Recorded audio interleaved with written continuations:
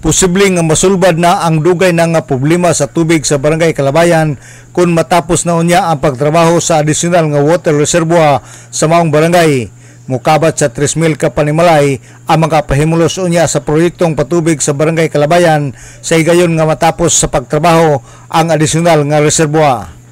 Matud pa ni Kalabayan Barangay Kapitan Julieta Lauriti nga sa pagkakaroon ang maong proyekto ang gas-supply na kini sa 200 ka mga panimalay og ilang gipaningkamutan nga makakuha sila og pondo para sa proyektong reservoir nga ikapuno sa existing nga reservoir aron matubag ang problema sa tubig sa katawhan sa Barangay Kalabayan.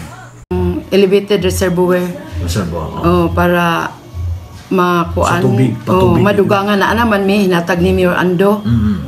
Dayon ni kong Ando, Mayor pa siya. Dayon amo lang dugangan.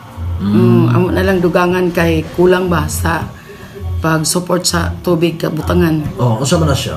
Aman na dapitan na sa Purokdos. So pila ka bok makahatagan sa patubig dili makabenepisyo? Sa pagkakaroon sir na ami sa 200 na ka members kapin. 200 members na makabenepisyo diyan. Then asa mong source na sa tubig? Sa Purokdos. Sa Purokdos. Narihawan. O sa mga tubod? Tubod.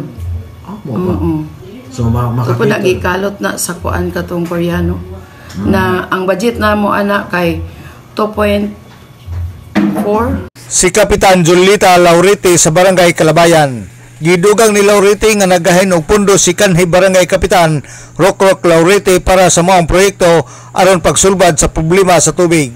Sa pagkakaroon andam na ang host para sa matag balay nga hinatag ni Congressman Ando Waminal, ilan na lang nga gipaabot nga mahuman ang reservoir nga idugang sa existing aron madugangan ang punduhanan sa tubig para makasupply sa tanan nga mga lumulupyo sa Barangay Kalabayan.